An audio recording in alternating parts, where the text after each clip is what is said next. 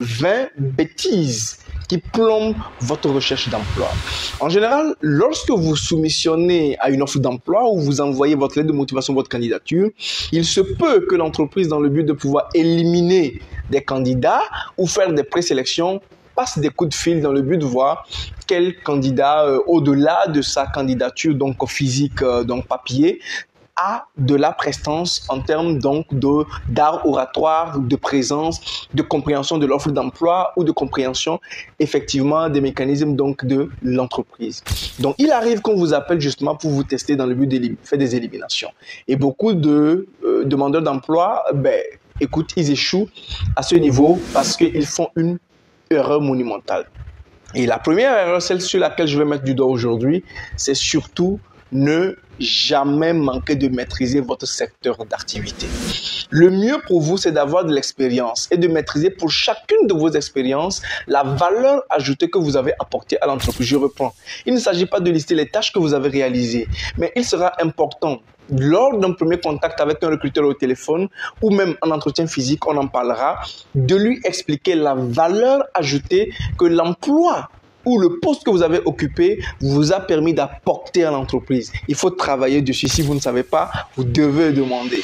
Et donc, au-delà donc de comprendre la valeur ajoutée, si vous avez des expériences donc pour chacun, enfin des postes que vous avez occupés, il est très important aussi de comprendre que l'entreprise pour laquelle vous postulez, en général, se décrit dans l'offre d'emploi.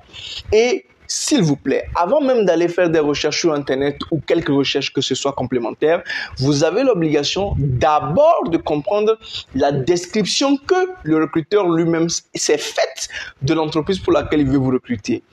Il veut écouter ses mots, il veut entendre ses phrases. Et si vous avez ce minimum, vous allez pouvoir capter rapidement son attention. Force est de constater que lorsque vous appelez les candidats, ils n'ont pas la présence d'esprit de vous expliquer le poste pour lequel ils ont candidaté. Ils ne peuvent pas vous dire les outils, les procédures, les mécanismes du poste. Ils ne peuvent pas décrire le poste, expliquer le poste sur ses aspects techniques et mécaniques.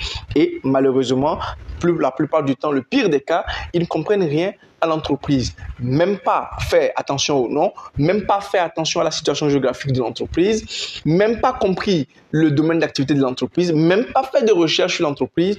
Et là, ils attendent.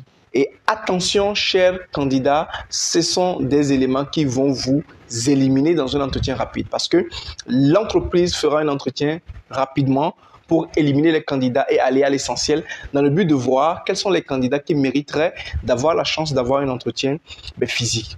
Et si vous n'avez pas du tout d'expérience, je vous en prie, vous pouvez également vous en sortir parce qu'il y a des recruteurs qui sont très frileux des profil jeune. Et donc, si vous êtes un profil nouveau, votre motivation peut faire toute la différence. Mais encore, vous devez comprendre que la maîtrise du poste de ces enjeux, vous devez être un expert dans la description du poste. C'est-à-dire que si vous êtes comptable, vous devez comprendre ce à quoi va servir un bilan en fin d'année pour une entreprise, le processus par lequel on conçoit un bilan, les documents éventuellement qu'on rencontre ou qu'on fournit lorsqu'on gère la comptabilité d'une entreprise donc quotidiennement, donc le journal, etc. et puis d'autres documents de compte quotidien, les comptes d'exploitation donc qui rendent compte de l'activité mensuelle de l'entreprise et donc un certain nombre de choses que vous devez pouvoir maîtriser.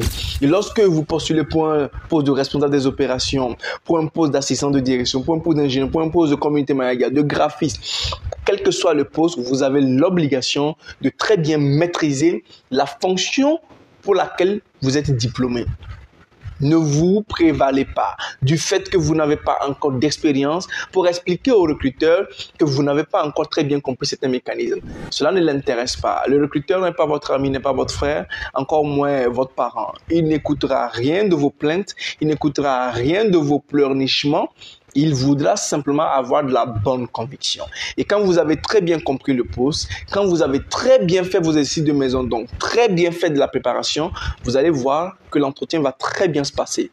Dès les premiers mots dans votre entretien téléphonique, vous allez tout de suite accrocher le recruteur et il n'aura d'autre choix que de vous donner un entretien physique. Rendez-vous pour la deuxième erreur à ne jamais faire pour les demandeurs d'emploi.